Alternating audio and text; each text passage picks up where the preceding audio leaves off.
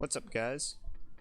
If you clicked on this video, you're probably interested in different builds you could run in the world's first race for Deepstone Crypt this Saturday. So I'm going to be releasing 4 videos. Each video is going to be going over one of the 4 builds I've created for myself for the race. Each video will go into depth in all the different mods I'm using, as well as the exotics and subclasses. If you like the video, make sure to subscribe to get the next 2. I'm going to try to release 1 per day. So to start off, we're going to be going over my Warlocks well build. All 4 of these builds are going to be on my Warlock, because that's the character I plan on running. Warlock is I think the strongest character in the endgame right now. Just for some background information, my team is planning on running 4 Warlocks, 1 Titan, and 1 Hunter for the race. We plan on using a lot of different Charge with Light and Warmind mods to make our lives easier and to help us clear ads, stay alive, and in general complete the encounters in a safe manner.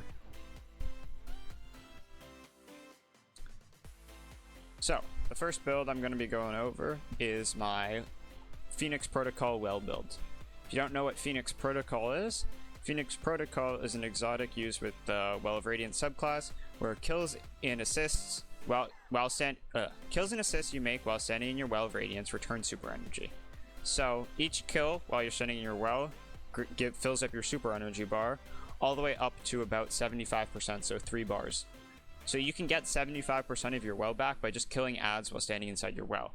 This is going to be super helpful because if you have multiple Warlocks running a well build, you can just use the orbs from each other and you can basically have a well on cooldown. So obviously I'm running Well of Radiance with it. Healing Rift, pretty obvious. Staying alive is more important than doing damage. Solar Grenade, probably the best grenade for this situation. Fusion Grenade is alright, but Solar Grenade has the better splash. Burst Glide, really whatever you prefer. I like Burst Glide. So Well of Radiance is great simply because of this perk right here. Healing or empowering allies regenerates your grenade, melee, and rift energy. So when you're standing inside a rift, or you give someone your grenade, you will get Benevolent Dawn. Benevolent Dawn lasts for 6 seconds and refreshes every time you heal or empower an ally. And it basically, I don't know what the exact numbers are, but so this build is going to be focused a lot around the Eiklos SMG, which can spawn Warmind Cells. So on my helmet, I have Global Reach.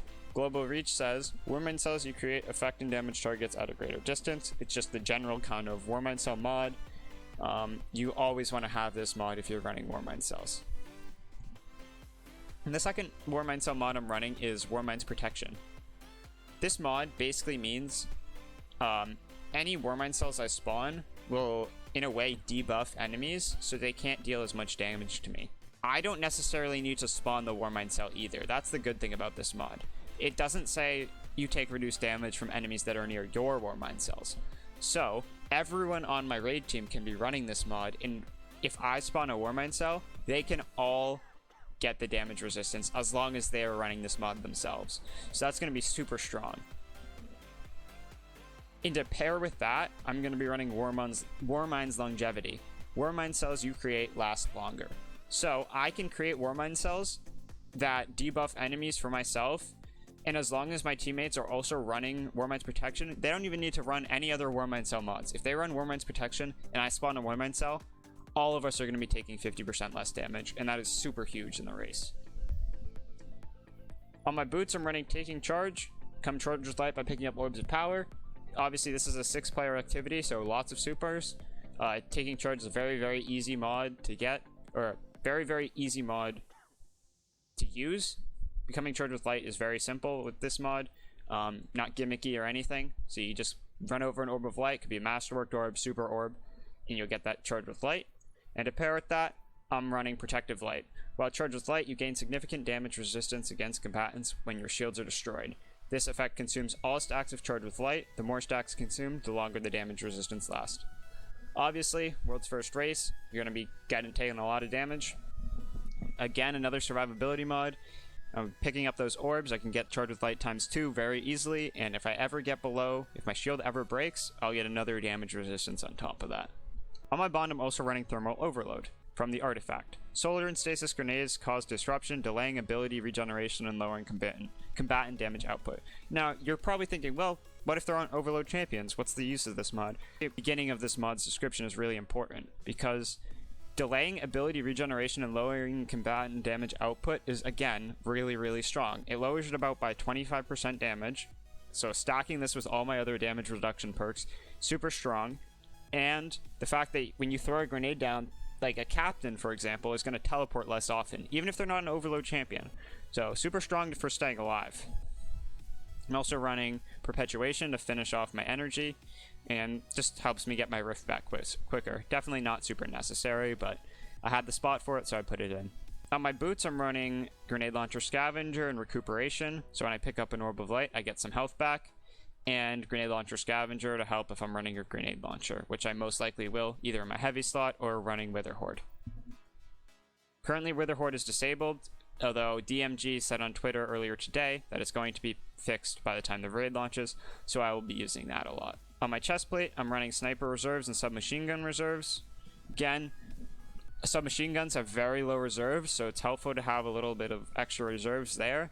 And sniper rifle reserves, I can easily switch this to whatever heavy or special I'm using, so that's super strong.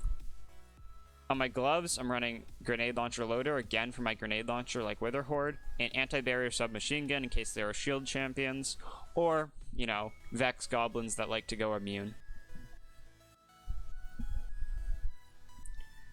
On my helmet, I'm running Sniper Ammo Finder, again can be switched to either Grenade Launcher, Machine Gun, whatever I'm using in my heavy slot finder, and Submachine Gun Ammo Finder again to hope. If I'm going to be using this Ikelos SMG a lot, I'm going to need a lot of ammo for it, because it does cut through those reserves very quickly. Even without drop mag or subsistence, it just doesn't. Submachine guns in general just don't have a lot of reserves. I have on me my weapons I plan on taking into the raid. I'm not going to go over every single weapon. I'll hover over them so you can see them all. I'll obviously be switching between weapons depending on the encounters or what builds I'm running. So I'll just hover over them so you can see what I'm going to take into the raid. Something I forgot to mention was the stats I'm running. I'm running 100 recovery, so I get my rift back faster and can heal. If I'm running away from ads or whatever, I'll get that healing to kick in faster. 90 intellect and 60 discipline. Intellect's pretty important with Phoenix Protocol, so you can get your well back quicker, and then discipline is also important for your healing grenades that you can chuck at teammates. But those are really the only important stats. I'm not worrying at all about mobility, resilience, or strength. That's about it for now. Tomorrow I'll be releasing my video on my Devour Warlock build, so if you're interested in that, make sure to subscribe and turn notifications on. And then the day after that, I plan on releasing my builds that it's kind of going off of the build. If you've seen Error's video using Dawn Chorus, I made an awesome build with that I plan on using. So if you're interested in that, make sure to stay tuned. And then finally, I have one more bonus build that may not see a lot of play. It's not as good as these builds. It's a little bit weaker, but that's it for now. See you guys later.